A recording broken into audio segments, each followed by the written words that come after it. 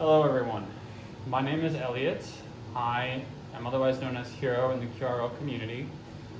I am a former meta infrastructure research and development engineer turned protocol engineer. And I'm developing a couple of smart contracts for the QRL ecosystem for when mainnet Zond launches on mainnet. The plan is in 6 pieces. One of which is optional, but is included for wallet operators. And it's important to note that all of what I'm about to talk about is going to be fully audited before mainnet. So nobody is going to be using any insecure contracts. We are working on applying for a grant for all this work, but the initial development is not funded by a grant. I'm just funding it from my personal funds. So it's important, so let's get to the chase. What's the point of all this? The goal here is to provide, as soon as possible, a liquid trading pair between QRL and a stable form of value, ideally the US dollar. Getting there is not trivial, and that's why we have a lot of moving parts here that I'm going to explain. Everything kind of works together, and the idea is to foster ecosystem development as much as possible at every step of the way. So if you're interested in what's going to be happening on Zond on day 1, then keep watching. Otherwise, you can miss out. But let's get into it. So our first piece is wrapped QRL, which is a contract that simply receives QRL, the native token, and provides the user with an equivalent amount of value in tokens. So the native QRL is turned into a token that contracts can then use in the same way that they use other tokens that get created in the ecosystem. So this simplifies how contracts deal with value in the Zond ecosystem. And what's special about it is that, and what's new to it, what we're adding here, we are adding a yield protocol to wrap QRL that allows people to retain ownership of their QRL and provide it as a reserve to a protocol on chain, which will then ideally provide them with yield. This yield is earned in return for the protocol having the right to take some of that QRL to keep itself solvent. So protocols are not audited, and users are expected to check and vet the protocols that they subscribe to. But it will be possible to subscribe to a bunch of protocols from your wallet, multiple protocols at the same time, from your wallet using wrapped QRL.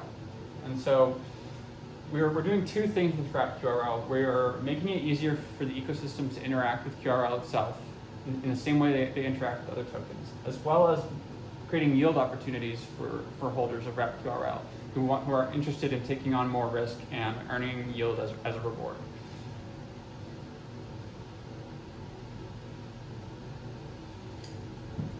The second item on our list is an initial liquidity vault. And this vault is going to receive wrapped QRL up to a value of about $2 million. And it's going to lock that QRL for a year. And when it does that, it's going to create quantum secure dollars, QSD, in the same way that DAI works on Ethereum, DAI. Now, some people might not know what that is. How does this work? And it's not trivial to understand, but I can explain.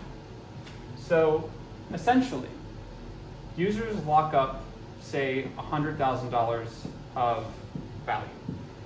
This gets locked up as collateral, right? And the protocol creates, say, $50,000, which is less than $100,000, as tokens. And the protocol will also charge interest over time on that balance.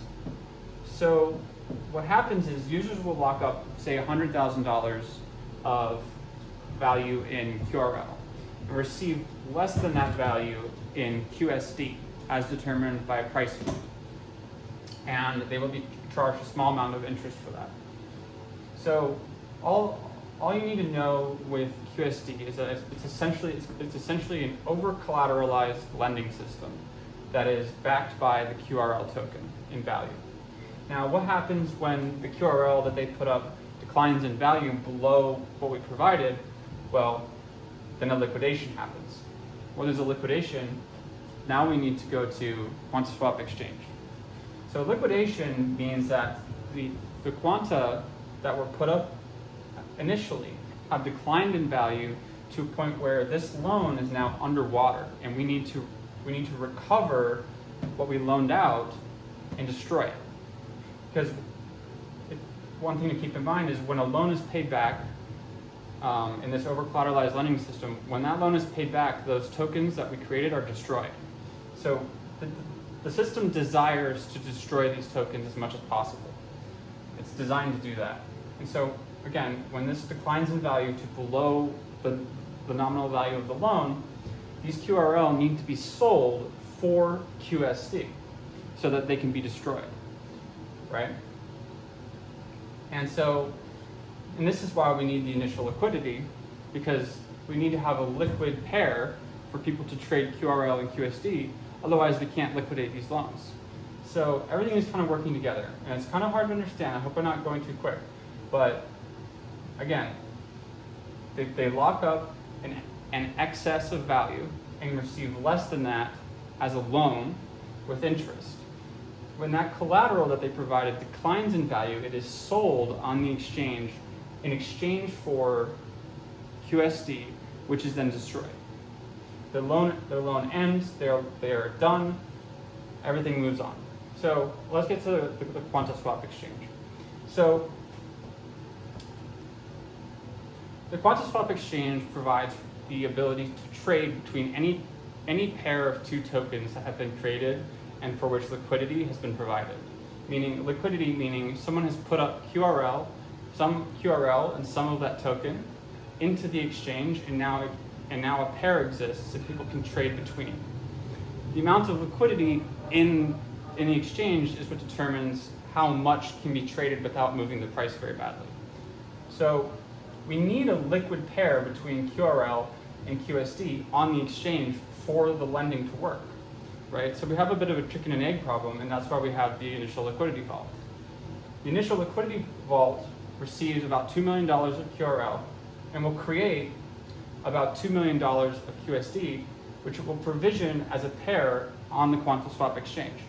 So this creates a trading opportunity for people to go between QRL and QSD. They can sell their QRL and get QSD, and they can sell their QSD and get QRL. So I've been talking about this initial liquidity vault, and one core aspect of it is that the initial liquidity that is provided to the exchange is locked for a year. And in exchange for this, users will receive free trade tokens, of which 86,400 will exist. When a user creates a trade on QuantaSwap exchange, they can post up to one free trade token to lock for a day. And when this trade token is applied, up to one, it provides a discount on the trading fee. So when they want to trade between two pairs, they post up a token up to one, and that token is locked for a day. So these free trade tokens are expected to be actually quite valuable in the future because they're indefinite. They can be used every day, forever, providing free trading fees for people to actively trade QRL on the chain without being nickel and dimed every single time. So these initial liquidity vault users are super important, and that's why they get these free trade tokens to start with. If the liquidity vault launches, and people are allowed to leave before it launches if they get cold feet or get bored or it takes too long, it ultimately nothing happens until this initial liquidity vault hits $2 million. So when it finally hits, 25% of these free trade tokens will be created for whoever deposited liquidity into the vault immediately. And then from there, the remaining 75% will vest continuously over time, so people can continuously take out their free trade tokens and sell them or keep them or even use them if they want. And these free trade tokens govern the fee on the exchange. So users will have control over the exchange itself and also receive a discount on trading fees. Hopefully that all makes sense. But basically, we wrap the QRL, we put it in the vault, enough liquidity enters the vault that we create the quantum secure dollar, which then provisions liquidity on the exchange. and users receive free trade tokens in exchange for locking up their liquidity for a year. Now, this last piece is not necessarily connected to everything, but wallet developers have indicated interest in this is on-chain push notifications, where users can subscribe to a feed which is controlled by admins, and admins can push notifications to that feed and sort of reach their users in a more direct and consistent way. This solves the communication problem in the very small community that we have and makes sure that people are reachable on-chain. So, anyone that wants to be notified will get notified of something happening. It just has a subject line and a body, and that's it. Right. So on-chain push notifications kind of decentralize the discovery process and the communication process. Hopefully that's clear. I've done my best to explain everything. This is all in very early stages, but it presents a cohesive picture for achieving the outcome of having a liquid trading pair between QRL and QSD that is secure, stable, and affordable for everyone. Thank you.